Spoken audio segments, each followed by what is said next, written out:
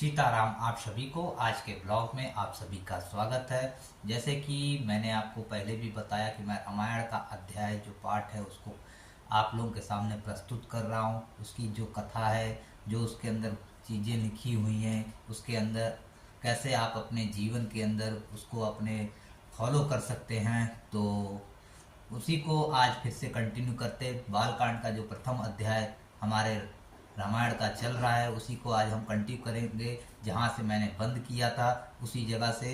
तो पेज तो शुरुआत करने से पहले आप सभी को मैं एक ही बात कहूँगा, विनम्र निवेदन आपसे कहूँगा कि जो लोग चैनल पे न्यू ज्वाइन हो रहे हैं वो लाइक करें, सब्सक्राइब करें और कमेंट जरूर आप सभी करिए कि आपको यह वीडियो कैसी लगी। और इस वीडियो में कोई भी अगर त्रुटि रह जाती है तो उसके लिए मैं क्षमा मांगता हूँ आप सभी लोग से। तो आज का यह वीडियो हम शुरुआत करते हैं और जहाँ से हमने अध्याय बंद किया था वहीं से हम इसको शुरुआत करेंगे और आगे इसकी जो कहानी है, जो कथा है, जो वाक्य लिखे हुए हैं उनको मैं बताऊंगा अपने माध्यम से। जितना अच्छा हो सकता है, जितना अच्छा कह सकता हूँ आप सभी को समझाऊंगा। तो चलिए शुरुआत करते हैं। ओम श्री गणेशाय नमः। बोलो सीताराम जी की जय हो। जय श्री राम जी की जय हो। वीर बजरंगबली महाराज की जय हो। बागेश्वर वाले सरकार की जय हो। सीताराम जी की जय हो। तो राम भक्ति भूषी जिय जानी सुहनी सुजन सराही शुभानी कहीं ना होई नाही बचन परवानी सकल कला सब विधि होनी। सज्जन गण इस कथा में अपने जी में श्री राम जी भक्ति से भूषित जानकर सुंदर वाणी से सराहना करते हुए सुनेंगे। मैं ना तो कवि हूँ ना वाक्य रचना में ही कुशल हूँ, मैं तो सब कलाओं तथा सब विधाताओं से रहित हूँ। आखर अर्थ अलंकृत नाना छंद प्रबंध अनेक विधाना भाव भेद रस भेद अपारा कवित दोष गुण विविध विधारा। नाना प्रकार के अक्षर अर्थ और अलंकार अनेक प्रकार की छंद रचना भावों और रसों के अपार भेद और कविताओं के भांति भांति गुण दोष होते हैं। जैसे भांति भांति मतलब अलग अलग तरीके के जो लोग होते हैं उनके अंदर अलग अलग प्रकार के गुण दोष जो होते हैं किसी के, तो उसी प्रकार से अलग अलग तरीके से अर्थ होता है, अक्षर होता है, प्लस अलंकार होते हैं। तो ये चीज बोली गई है। कवित विवेक एक नाही मोरे सत्य कहूँ लिखी कागत कोरे। इनमें से काव्य संबंधी एक भी बात का ज्ञान मुझसे नहीं है। यह मैं कोरे कागज पर लिखकर शपथ पूर्वक सत्य कहता हूँ कि जो ये बात कही गई है उसको हम एक कोरे कागज मतलब एक सादा पन्ना है जिसमें कुछ नहीं लिखा हुआ है, उसमें लिखकर ये सत्य सत्य वाक्य का वर्णन कर रहा हूँ और उसको कह रहा हूँ आपके सामने। विनीति मोरे सब गुण रहित विश्व विदीन गुण एक सो विचीर सुनहिति सुमति जिन्हीं के विमन विवेक। मेरी रचना सब गुणों से रहित है, इसमें बस जग प्रसिद्ध एक गुण है, उसे विचार कर अच्छी बुद्धि वाले पुरुष जिनके निर्मल ज्ञान है इसको सुनेंगे। कहा गया है जो इसमें रचना की गई है, जो वाक्य लिखे गए हैं, जो शब्द लिखे गए हैं, तो इसको जगत की जो गुण है उनको जगत को एक अच्छा लाभ मिल सके, बस इस विचार को हम अपने अंदर धारण करके इस कथा को कह रहे हैं। जो बुद्धिमान पुरुष होंगे, जो मान पुरुष हैं, चाहे वो अच्छे सत्य मार्ग पे चलने वाले जो पुरुष होंगे, ये उस कथा को सुनेंगे और अच्छे से अपने जीवन में इसका पालन करेंगे। एहि महा रघुनाथ पति नाम उदारा अति पावन पुराण त्रुटि सारा मंगल भवन मंगलहारी उमा सहित जहीं जपत पुरारी। इसमें श्री रघुनाथ जी का उदार नाम है जो अत्यंत ही पवित्र है, वेदों पुराणों सार है, कल्याण का भवन है और अमंगलों का हरने वाला है, जिसे पार्वती जी सहित भगवान शिव जी सदा जाप करते हैं। श्री रघुनाथ जी का जो नाम है, जो श्री जय श्री राम या राम राम आप जो लोग बोलते हैं, वो अति पवित्र नाम है जिसको पार्वती जी भी जपती हैं और शंकर जी जब ध्यान लगाते हैं तो राम राम का ही जाप करते हैं। तो वनिति विचित्र सुकृत कृति जो राम नाम बिनु सोह न जो सो विदुई बंद सब भांति सवारी सोह न बसन बिना बर नारी। जो अच्छे कवि के द्वारा रची हुई अनूठी कविता है वह भी राम नाम के बिना शोभा नहीं पाती। जैसे चंद्रमा के समान मुख वाली सुंदर स्त्री सब प्रकार से सुसज्जित होने पर भी वस्त्र के बिना शोभा नहीं देती।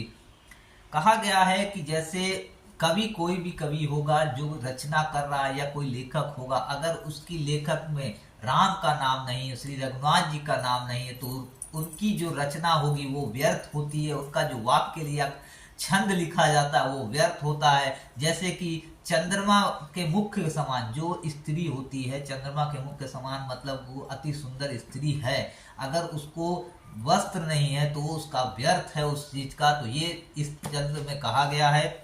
सब गुण रहित कृत कृतिबानी, राम नाम जस अंकित जानी, सादर कहीं सुनाई बुदिताई, मधुकर सरिस संत गुणग्राही। इसके विपरीत कुकविकी रची हुई सब गुणों से रहित कविता को भी राम के नाम एवं यश से अंकित जानकर बुद्धिमान लोग आदर पूर्वक कहते हैं और सुनते हैं, क्योंकि सतजन भैरों की भांति गुण ही को ग्रहण करने वाले होते हैं। इसके विपरीत जो कुकी विचित रची होती है, जो मतलब जो सत्य जन लोग होते हैं, जो सत्य के मार्ग पर चलने वाले होते हैं, वो सीधे इस जो कविता जो चल रही है, जो बुद्धिमान लोग होंगे, जो ये राम कथा होगी, उसको जानकर अपने जीवन में ही उसको फॉलो करते हैं। उनको उनके विचार जो लिखे हैं इस रामायण में, उसको अपने अंदर धारण करके अपने उसी को ही मार्ग बनाते हैं जो राम जी ने इस रामायण में लिखी है।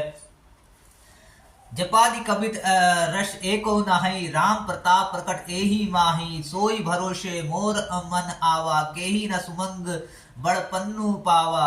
यद्यपि मेरे इस रचना में कविता एक भी रस नहीं है, तथापि इसमें श्री राम जी का प्रताप प्रकट है। मेरे मन में यही एक भरोसा है, भले संग से भला किसने बड़पन नहीं पाया है।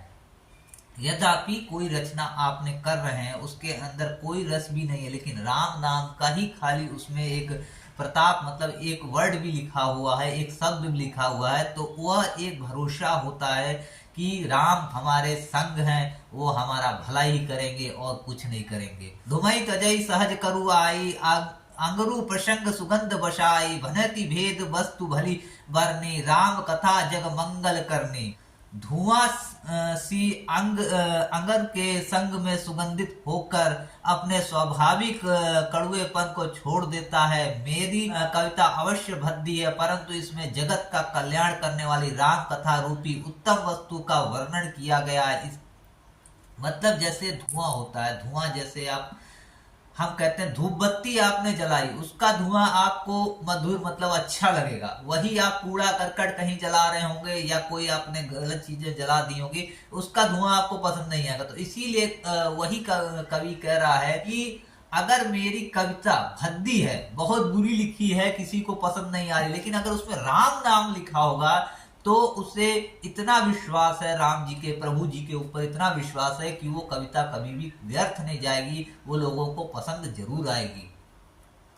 मंगल करने का मंगल हरने, तुलसी कथा रघुनाथ की, गति कूर कविता सरती की, ज्यों सरित वन पाथ की। प्रभु संग संगति भुनति भोली होई, सुजन भवन भवानी, भव अंगत भूति समान की, सुमृत सुहानी पावनी। तुलसीदास जी कहते हैं श्री रघुनाथ जी की कथा कल्याण करने वाली है और कलयुग के पापों को हरने वाली है।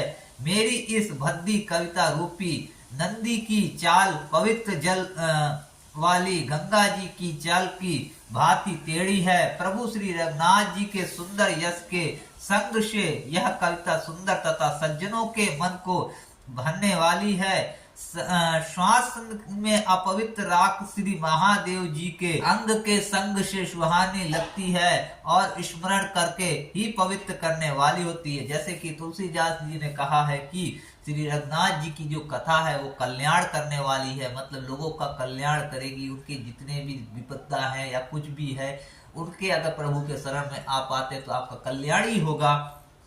और कलयुग में यह कथा पापों को हरने वाली है। पापों को, जितने भी आपके पाप या आपसे अनजाने में कोई गलतियां हो जाती हैं तो प्रभु उसको जरूर माफ कर देता है। लेकिन पाप भी कौन से माफ होते हैं ये भी आप ध्यान दीजिएगा कि पाप वही माफ होते हैं जो अनजाने में आपने किया है।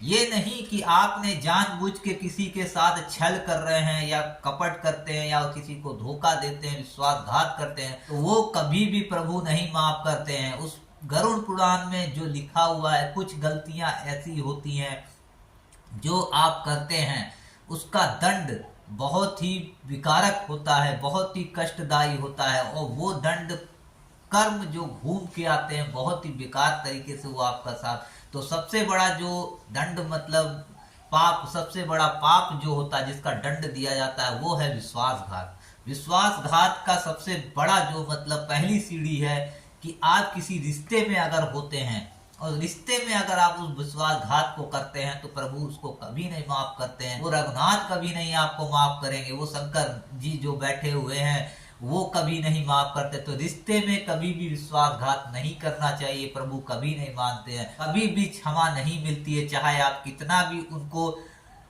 ये कह दीजिए, उनकी कितना भी पूजा कर लीजिए, कितना भी पाठ कर लीजिए, उनके आगे नतमस्तक भी हो जाएंगे, रिश्तों में विश्वासघात कभी भी माफ नहीं की जाती है। कहा जाता है कि भद्दी से भद्दी भी कविता है, अगर उसमें प्रभु श्री राम जी का, रघुनाथ जी का अगर उसमें वर्णन है तो वो कैसी भी कविता होगी वो लोगों को आनंददायक ही लगेगी। वो गंगा जी की पवित्र नदी जो गंगा जी हैं हमारी, उनके समान ही उनको लगेगी।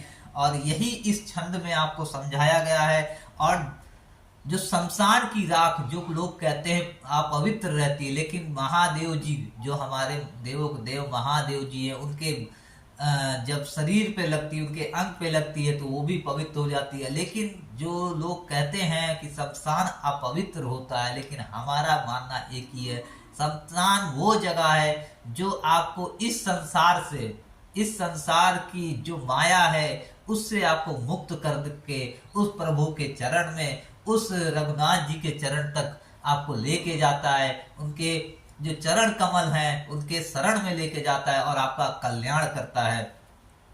तो आगे बढ़ते हैं। प्रिय लगे अति संभई मम भनति राम जस संग, दारू विचारू की अरई को बदई मलंग मलय प्रसंग। राम जी के यश के संग से मेरी कविता सभी को अत्यंत प्रिय लगेगी, जैसे मलय पर्वत के संग से कष्टमांत मतलब चंद बनकर वंदनीय हो जाता है, फिर क्या कोई काट का विचार करता है। श्री राम जी का जो यश है, जो श्री राम जी के गुण हैं, अगर वो कोई कहता है तो उसका जितना भी मलय शरीर हो या वस्त्र हो या वो कैसा भी व्यक्ति हो, वो एक गुणवान ही व्यक्ति कहलाता है। जैसे कि कोई गंदा पर्वत है, इसमें कहा गया है कि कोई गंदा पर्वत है, मलय पर्वत है, जो चंद्रमा के जब संपर्क में आता है तो उसका एक सुंदर विकार उत्पन्न हो जाता है। तो वैसे ही ये श्री राम जी की कथा है। श्याम सुरभि पर विशद अति गुणद करही सब पान, गिरा ग्राम सिय राम जस गवही सुनहि सुजान। श्यामा गौ काली होने पर भी उसका दूध उज्जवल और बहुत गुणकारी होता है, यही समझकर सब लोग उसे पीते हैं। इसी तरह गवा रूपी भाषा में होने पर भी श्री सीता जी राम जी के यशों का बुद्धिमान लोग बड़े उससे गाते और सुनते हैं। इसमें कहा गया है कि जो कामधेनु जो हमारी गाय है, गाय माता जी, अगर वो काली है, श्यामा काली भी है, तब भी उसका दूध श्वेत होता है और लोगों के गुणकारी होता है, लोगों के लिए फायदा करने होता है, स्वास्थ्य के लिए फायदामंद होता है। उसी तरह कोई अनपढ़ व्यक्ति भी है, जो गंवार व्यक्ति भी है, जिसको पढ़ना लिखना कुछ नहीं आता, लेकिन सीता राम जी का गुणगान करने आता है, तो वो व्यक्ति समाज के लिए सर्वश्रेष्ठ होता है। मुनि मनाक मुक्ति छवि जैसी, अही किरी गज सिर सोहे न तैसी, नृप क्रीट तरुणी तनु पाई लही सकल शोभा अधिकाई। मणि माणिक और मोती की जैसी सुंदर छवि है, वह सांप पर्वत और हाथी के मस्तक पर वैसी शोभा नहीं पाती।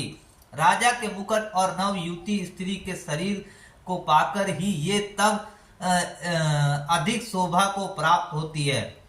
जैसे कि मणि और माणिक जो रत्न भूषण होते हैं, जो मणि होती हैं या सोने आभूषण होते हैं, तो वो अगर हाथी के मस्तक में लगा दिया जाए, जैसे कोई मणि ली हमने, वो हाथी के मस्तक लगा दिया, सांप के पास है, तो वो शोभा नहीं देती है। लेकिन वही चीज कोई राजा है, उसके अगर मुकुट है, मुकुट पे अगर वो मणि लगी है, या कोई स्त्री है उसने अपने आभूषण बना के उसको धारण कर रखा है, तो वो अति सुंदर लगता है। तो वही ये राम कथा भी है कि हर किसी के ऊपर ये शोभा नहीं देती है। जो व्यक्ति बुद्धिमान होगा, जो इसको समझता होगा, जो सत्य के मार्ग पे चल रहा होगा, असत्य को छोड़ के, जो लोगों के साथ कपट छल नहीं करता होगा, अपने अंदर गलत भावनाएं नहीं रखता होगा, किसी के साथ विश्वासघात नहीं करता होगा, वही इस राम कथा को समझ सकता है, बाकी कोई नहीं समझ सकता। तैसे ही सुबह कहीं कवित बुद्धि, कहीं उपजनी आनत अनंत, छवि लही भगति हेतु विधि भवन बिहाई, सुमृत सादर अवति धाई। इसी तरह बुद्धिमान लोग कहते हैं कि शुभ की कविता भी उत्पन्न और कहीं होती है और शोभा अत्यंत कहीं पाती है, अर्थात कवि की वाणी से उत्पन्न हुई कविता वहां शोभा पाती है जहां विचार प्रचार तथा उसमें कथित आदर्श का ग्रहण और अनुसरण होता है। कवि के स्मरण करते ही उसकी भक्ति के कारण सरस्वती जी ब्रह्मलोक को छोड़कर दौड़ी चली जाती हैं। रामचरित सन गुनी अवनाय, सो श्रम जाई न कोटि उपाय, कवि को बिंद सा हृदय विचारी, गवही हरि जस कलिमल हारी।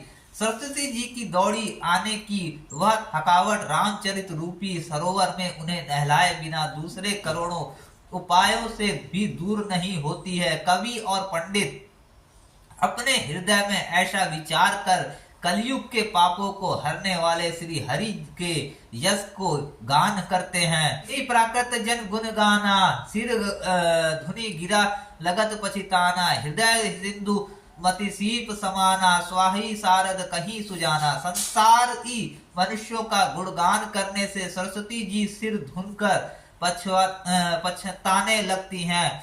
मैं क्यों इसके बुलाने पर आई। बुद्धिमान लोग हृदय को बुद्धि समुद्र, बुद्धि को सीप और सरस्वती जी को स्वास्तित नक्षत्र के समान कहते हैं। कहा गया है कि जब रामचरित मानस का पाठ किया जाता है, जो व्यक्ति पाठ करता है श्री रामचरित मानस का, तो सरस्वती जी जब सुनती हैं ये कथा रामचरित मानस की, राम जी का गुणगान सुनती हैं, तो वो ब्रह्मलोक को छोड़ के, जहाँ पे मतलब हमारी सरस्वती जी रहती हैं, वहां उसको छोड़ के वो उसके पास चली जाती हैं और फिर आने के बाद ये सोचती हैं कि मैं यहाँ आ गई और हृदय और समुद्र और बुद्धि के समीप वो आके यहाँ रहती हैं और उसकी चीजों को सुनती हैं और सुनती सुनते कहती हैं कि मैं कहाँ आ गई इतनी पवित्र जगह पे और मुझे कितना आनंद आ रहा है। जो वर्ष बरबरी विचारू, होई कवित मुक्तानी चारू, इसमें यदि श्रेष्ठ विचारी रूप जल बरसता है, मुक्ति मणि के समान सुंदर कविता होती है। जुगति वेदी पुनि पोहित रामचरित बर ताग, परिहै सज्जन विमल और शोभा अति अनुराग। उन कविता रूपी मुक्ति मणियों को युक्ति से वेद कर फिर श्री रामचरित रूपी सुंदर तागे में पिरोकर सज्जन लोग अपने निर्मल हृदय में धारण करते हैं, जिससे अत्यंत अनुरागी रूपी शोभा होती है। वे अत्यंत ही प्रेम को प्राप्त होते हैं। ये रामचरितमानस की जो कथा होती है, जो व्यक्ति सुनाते हैं, संत सज्जन लोग जो सुनाते हैं, तो लोग पुरुष लोग, जो व्यक्ति लोग जो सुनते हैं इसको, उसको संत लोग क्या करते हैं कि एक माला में उसको पिरोते हैं। पिरोते पिरोते लोगों को जब वो सुनाते हैं तो उन लोग जो सुनेंगे अपने जीवन में उस चीज को धारण करके श्री प्रभु जी के प्रेम में, रस में अपने को विलीन करके मग्न होके उनका गुणगान गाते हैं। जे जन्मे कलिकाल कराला, करबत बायश बेस मराला, चलत कुपत वेद मग छोड़े, कपट कलेवल कलिमल भाड़े। जो कराल कलि युग में जन्मे हैं, जिनकी करनी कौवे के समान है और वेश हंस का सा है, जो वेद मार्ग को छोड़कर कुमार्ग चलते हैं, जो कपटी मूर्ति और कलयुग के पापों के भाड़े हैं। वंचक भगत कहीं राम के, किकर कंचन को काम के, तिन प्रथम रेख जगमोरी, हीग धर्म धज धंधक धोरी।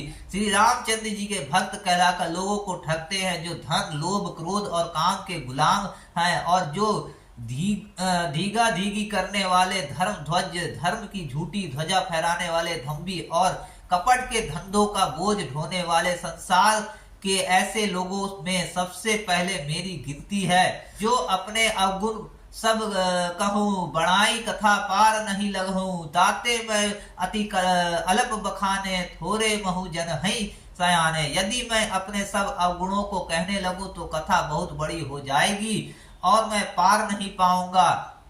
इससे मैंने बहुत कम अवगुणों का वर्णन किया है, बुद्धिमान लोग थोड़े ही में समझ लेंगे। समझी विबदी विदित विनीति, को न कथा सुनी देही खोरी, एतहु पर करही जे असंका, मोही ते अधिकांत ते जड़मति रंका। मेरी अनेकों प्रकार की विनती को समझकर कोई भी इस कथा को सुनकर दोष नहीं देगा। इतने पर भी जो शंका करेगा वे तो मुझ पे ही अधिक मूर्ख और बुद्धि के कंगाल हैं। कभी न हो नाही चतुर कहाऊं, मति अनुरूप राम गुण गवाऊं, कहूँ रघुपति के चरित अपारा, कहूँ मति मोरी निरंतर संसारा। मैं ना तो कवि हूँ ना चतुर कहलाता हूँ, अपनी बुद्धि के अनुसार श्री राम जी के गुण गाता हूँ। कहा तो श्री रघुनाथ जी के अपार चरित्र, कहा संसार के आसक्त मेरी बुद्धि। जेही मारुति गिनी मेरु उड़ाही, करहु तूल के ही लेखे माही, समुचित अमित राम प्रभुताई, करत कथा मन अति अकदराई। जिस हवा से सुमरेव जैसे पहाड़ उड़ जाते हैं, कहिए तो उसके सामने रुई किस गिनती में है। श्री रामचंद्र जी के आशीष प्रभुत्व को समझकर कथा रचने में मेरा मन बहुत हिचकिचाता है।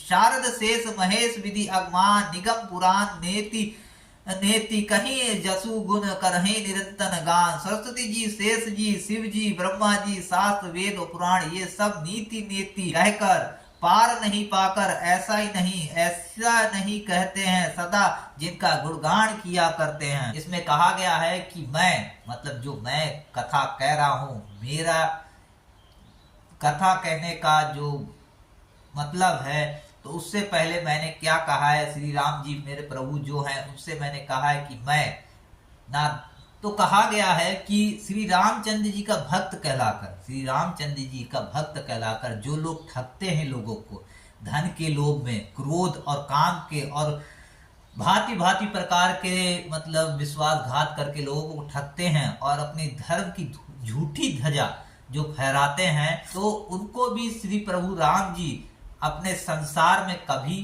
अपने शरण में नहीं लेते हैं।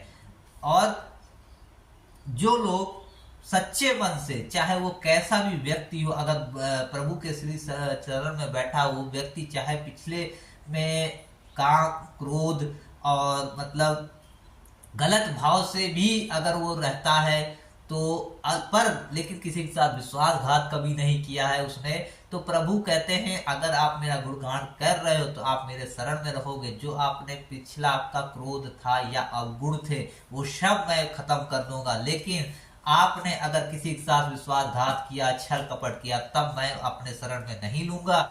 और प्रभु का गुणगान जो है सरस्वती जी, शेष जी मतलब हमारे जो विष्णु भगवान जी हैं, शिव जी हैं, ब्रह्मा जी हैं, शास्त्र वेद पुराण हर कोई इनका गुणगान गाता है और अपने को बहुत ही सौभाग्यशाली समझता है जो श्री प्रभु राम जी का गुणगान गाता है। सब जानत प्रभु प्रभुता सोई, तदति कहे बिनु रहा न कोई, तब वेद अश कारण राखा, भजन प्रभाव भांति बहुभाषा। यद्यपि प्रभु श्री रामचंद्र जी को प्रभुता को सब ऐसी अखंती ही जानते हैं, तथापि कहे बिना कोई नहीं रहा। इसमें वेद में ऐसा कारण बताया गया है कि भजन का प्रभाव बहुत तरह से कहा गया है, अर्थात भगवान की महिमा पूरा वर्णन तो कोई कर नहीं सकता, परंतु जिससे जितना पन पड़े है उसका ना प्रकार से शास्त्रों वर्णन होता है। थोड़ा सा भी भगवान का भजन मनुष्य को सहज और भव सागर से तार देता है।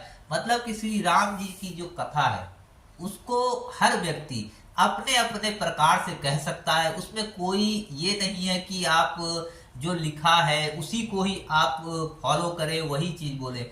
आपका मुख प्रभु श्री राम जी की जिस तरीके से वर्णन करना चाहता है आप करिए, वो वर्णन ही ही आपको इस भव सागर से बाहर लेके जाएगा और श्री रघुनाथ जी के प्रेम रस में आपको विलीन कर देगा। एक अनहि अनुरूप अनुषा अज सच्चिदानंद पर थामा, व्यापक विश्वरूपी भगवान ते धरी दे तेह चरित कृत नाना।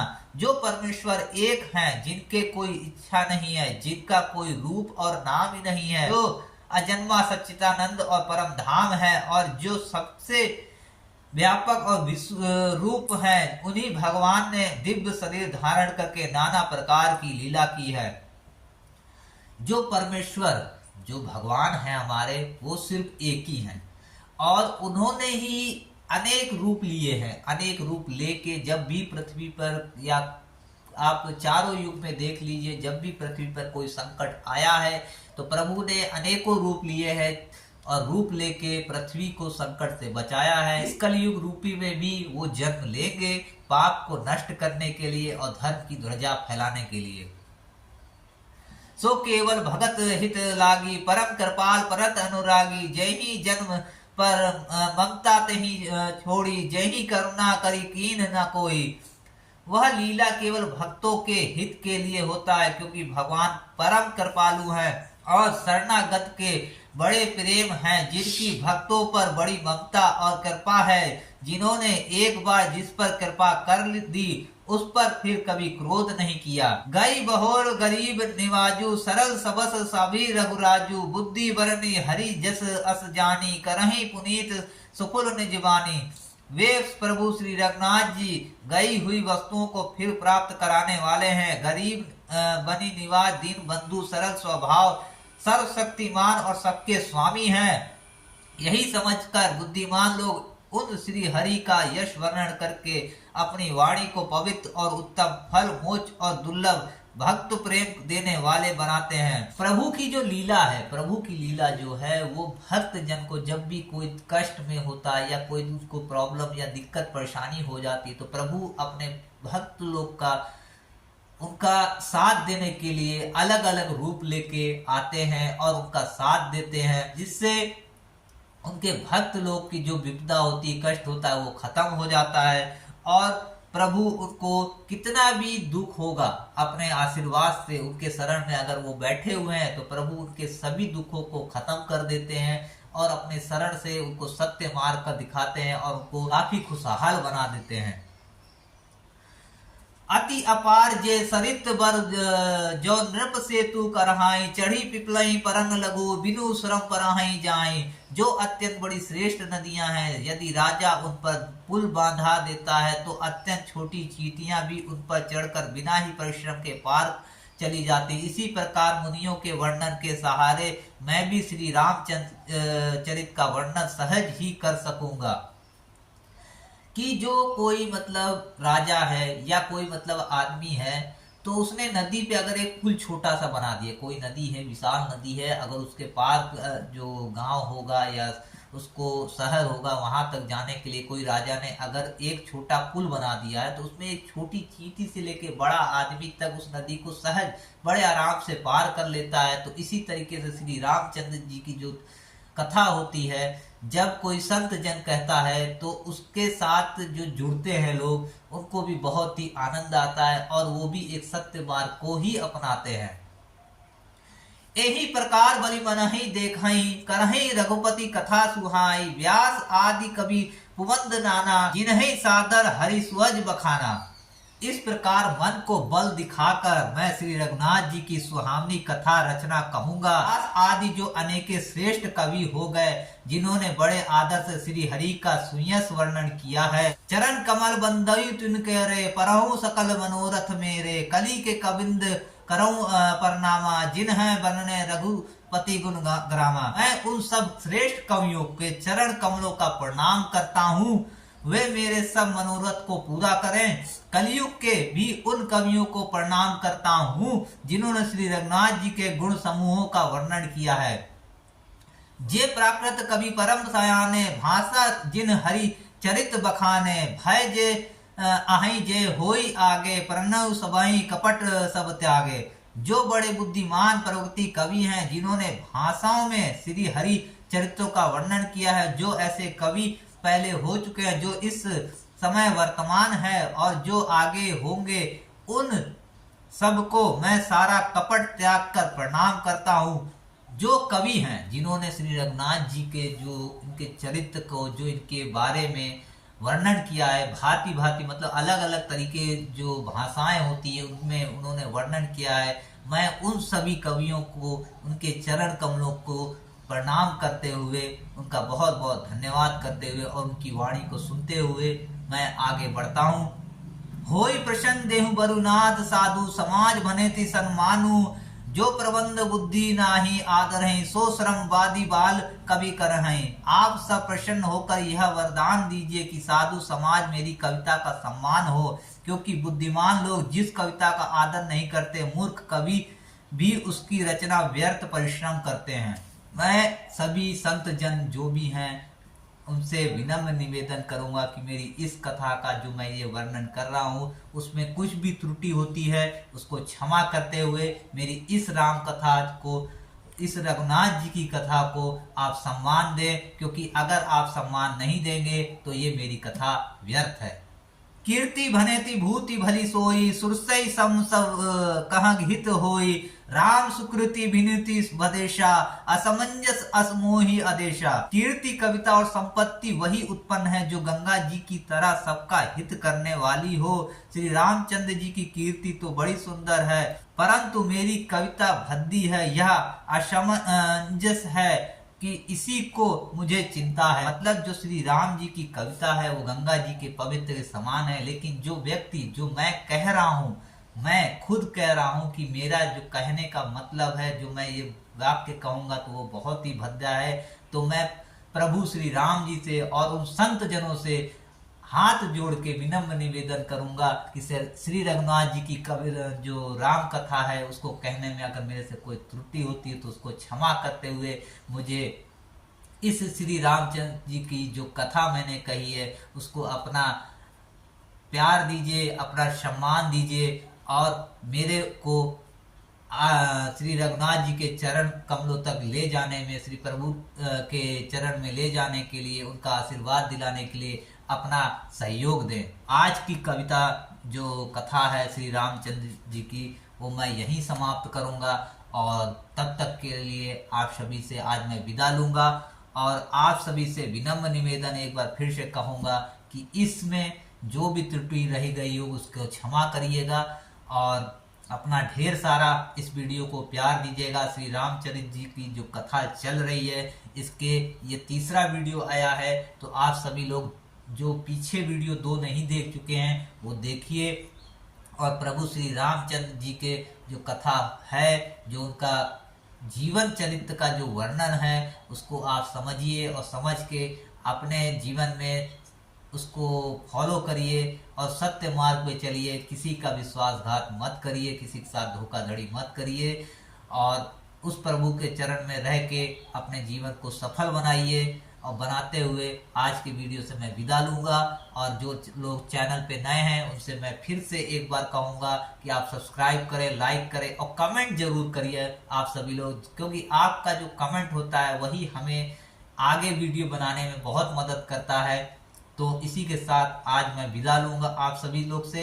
मिलते हैं संडे को जो रविवार है, फिर इसका आगे का प्रश्न मैं पढ़ना शुरू करूंगा। तब तक के लिए सीताराम, जय श्री राम, जय हनुमान, राधे राधे, ओम नमः पार्वती पतये, हर हर महादेव।